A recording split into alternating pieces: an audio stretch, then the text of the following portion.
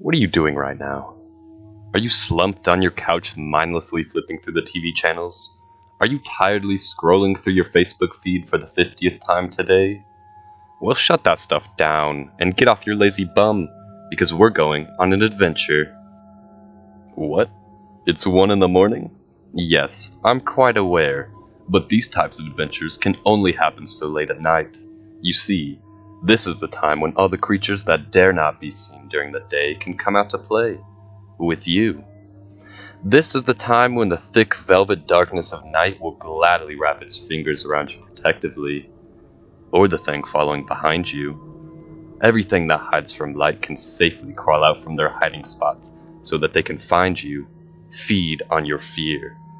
This is the only time when you can see them up close. Is it safe, you ask?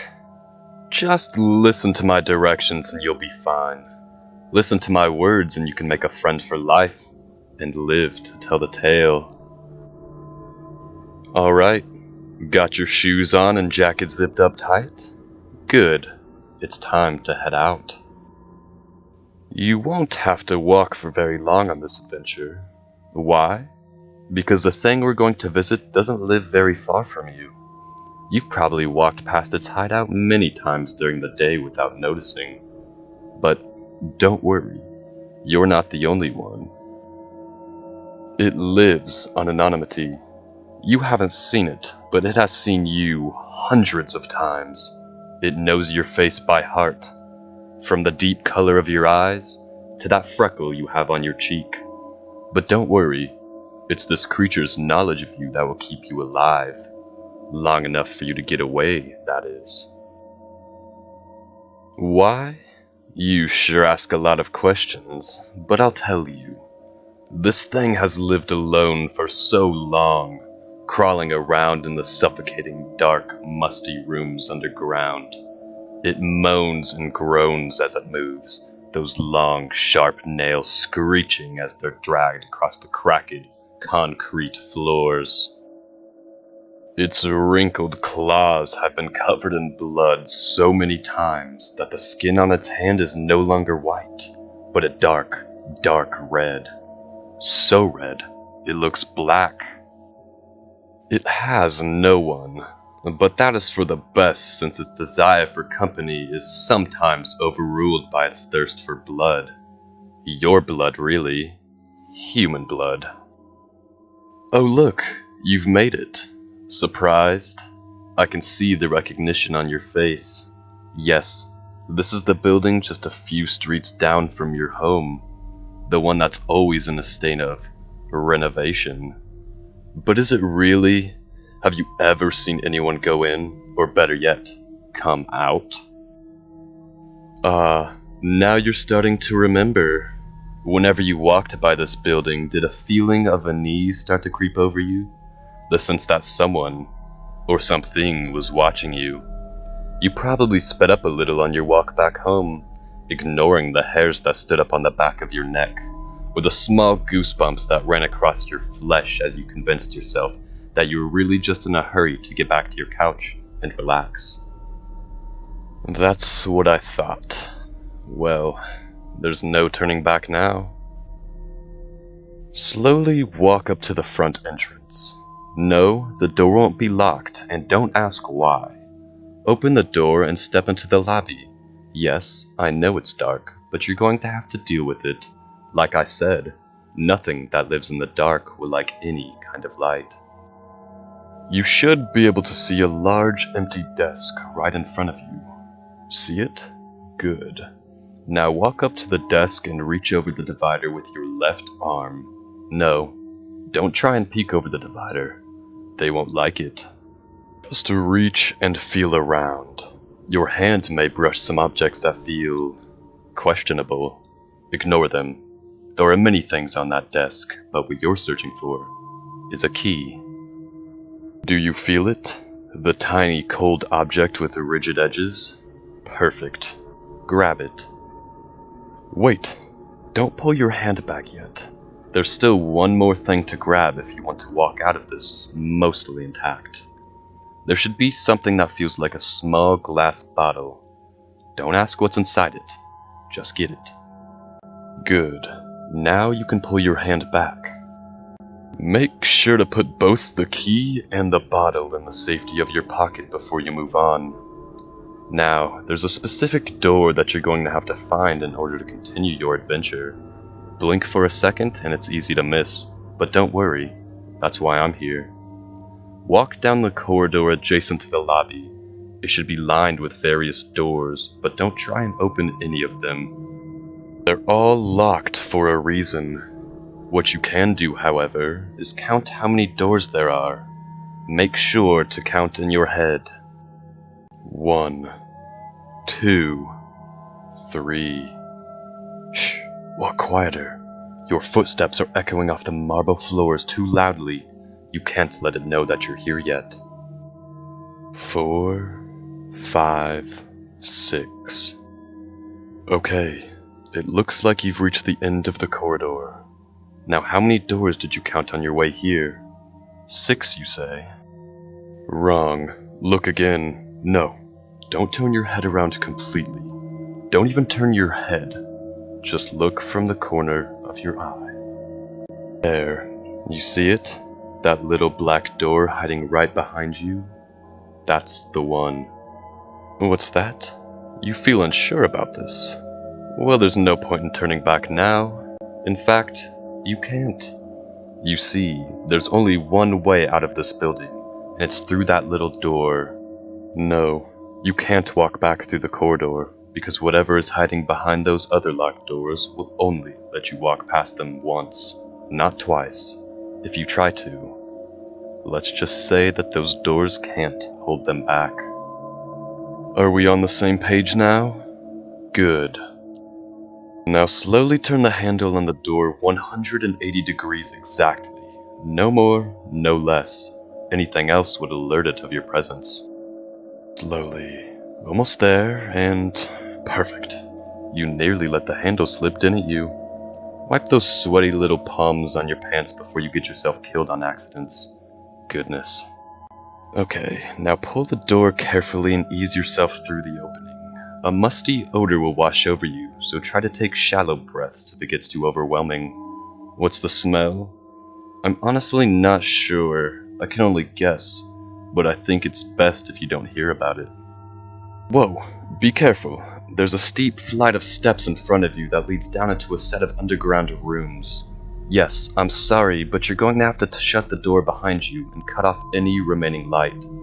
The passageway is filled with the thickest darkness you're ever going to experience. But this only lasts for a bit. Don't worry, there's nothing here in this part that will try and harm you. I think. That. Your only choice is to move forward, so don't second guess yourself. Make sure to place your hand on the wall and feel your way as you walk down the steps. Some of them are slippery, so be sure to keep your balance. Slippery with what, you say? I'd like to say puddles of water, but I think we both know that it's not water. As you walk, make sure to count the number of steps you take. It will come in handy later on. It's quite eerie to hear the soft sound of your sneakers scraping against the stone steps, yet not being able to see anything, isn't it?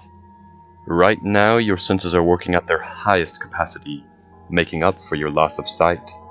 You can hear every raspy breath that shudders through your throat. You can feel every dip and crack in the cool brick that makes up the wall currently beneath your fingers. You literally taste the air. It has a metallic tang mixed with the stench of rotting trash that makes you want to desperately gag. What number are you on? 57? Good. Keep counting. Don't lose track of those steps. Oh? What was that? You feel like something's breathing on your neck? Warm, moist air brushing across your back? It's because there is. No. Don't react. Don't stop walking. Yes, I did say that nothing would harm you. I didn't say that there was nothing that couldn't harm you. Just keep counting your steps. It will keep you sane. This thing will try to trip you up to distract you from your task at hand. Yes, it will keep edging closer and closer to you until you... No! What are you doing? Don't reach back. Don't touch it. Don't... You felt it, didn't you? Felt the slimy texture of decaying flesh on your fingertips. You felt the greasy strands of unkempt hair falling across your knuckles. The mistake has been made. There's nothing you can do except to keep moving on and to not react. Act like that touch was an accident and that you thought it was part of the wall. Because if you react, if you flinch in disgust or scream in horror, it will know. It will know that you know about it, and it doesn't want anyone to know about it. You're not a very good listener, are you? In any case. Finally, you've reached the end of the steps. Have you kept track of your number? Yes? Good. Yes, it's still there. I know you can sense it, but you've got to ignore it. Keep that number in your head and don't forget it. It's trying to make you forget by making you scared. Don't let it succeed. Now that you're at the bottom of the steps, I need you to take 10 strides forward to another door. Here's the hard part. The thing that was falling behind you on the way down, well, now it's standing in front of you, right next to the door. In order to get out of this passageway, you're going to have to act like you can see. I know it will be difficult, but you've got to trust me. Reach your hand out and feel around for the knob. It shouldn't be too far since you're standing right in front of the door. If you accidentally touch the thing again, just keep moving your hand around and search for the knob. Do not react. Ah, there it is. The cool metal of the doorknob is finally in your grasp. Now take that key you got from the desk earlier and insert it into the keyhole on the knob. Try not to scrape it on the metal too much, or it will know that you can't see what you're doing. And it will take full advantage of that. Good. You managed to fit the key into the lock. Now turn the knob fully and pull the door open quickly.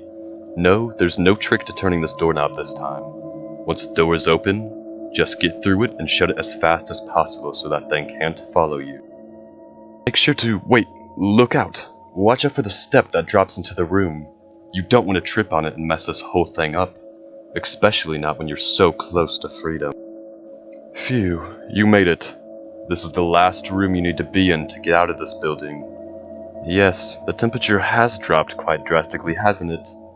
Pull your jacket around you a little tighter and suck it up, because you're almost there.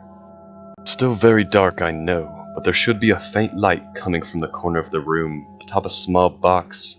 Can you see it? Yes, it's the glow of a dying candle. Why is there a candle down here? Well, to put it simply and honestly, it's bait. Bait for you. See, this thing I told you about earlier has studied you for long enough to know that most humans are attracted to light. It sees how you stay out of the shadows at night and stick to the bright shine of the street lamps. Even its underdeveloped and uncivilized mind can put two and two together. After all, it's got the mind of a hunter, and hunters know how to get their prey. Right now, it's watching you in this very room. You can't see it or hear it because it knows how to hide. It's perfected the art. Even that sixth sense that most people have that alerts them if something is watching them won't work with this thing. Carefully walk over to the light. Don't make any sudden movements. Pardon? Well, yes, I know I said it's bait, but do it anyways. Once you've reached the candle, sit down next to it and stare at it. Don't try and look at anything else because you won't see anything. The darkness is too thick to reveal anything. I know you're probably scared at this point. You can feel your heart beating rapidly, desperately trying to burst out of your chest with anxiety. Adrenaline is coursing through your veins at 100 miles an hour, warming your muscles up and keeping your mind sharp. Your brain is ready to make the split-second decision of fight or flight. No, don't pay attention to any of that. Just pay attention to one thing. Remember that number from earlier? Good. Now take that bottle out from your pocket. Yes, the one you got from the desk. Slowly unscrew the cap and place it on the floor next to you. Dip your finger into the liquid in the bottle and write that number on the box in the candlelight. Yes, I know it's warm and sticky, but that should be the least of your worries right now. What is the liquid, you ask? I think we both know the answer to that. See, whatever happens now is going to decide your fate. If you write the correct number, the thing will let you go without interruption, and you will have earned a friend for life. Albeit, a friend who will still watch you from the shadows. Yet it will never let any other monsters harm you as long as you keep it company, from time to time. But write down the wrong number and, well, let's just hope you get it right, because if not, there's nothing I can do to help you. Okay, have you written your number? Good. Close the bottle, set it down next to the box, and wait. That's right, you have to wait. It's currently crawling around the room to take a look at that number. In fact, it's actually right next to you at the moment, studying the figure you jotted down. Quite disturbing, though. Even with the candlelight you won't be able to see it, and you definitely can't hear it. But maybe, if you try hard enough, you'll be able to smell it. Go on, take a whiff. There, you could smell it, couldn't you? The faint stench of rotting meat and death in general. Try even harder and you'll be able to feel it. Because you see, right now, it's running the edge of its razor-sharp nails right next to the skin of your throat. Oh, you thought those goosebumps on your neck were from the cold temperature of the room? No, it's because your body somehow knows that this thing is sitting next to you, that it is reaching out for you with its claws, and I believe it's made a decision, and oh, I'm so sorry. That's not the right number. Yes, you heard me right. You wrote down the wrong number. It was 1 off. How, you ask? Oh dear, I forgot to tell you to count the step you almost tripped on, didn't I? The last step. My apologies. You really did seem like a very nice person. But unfortunately, I can't afford to lose this thing's friendship. After all, who else will protect me from the monsters? Well, that about wraps up another ritual. It certainly didn't go the way I expected. But don't let that stop you from trying. After all, you just learned its dirty little trick.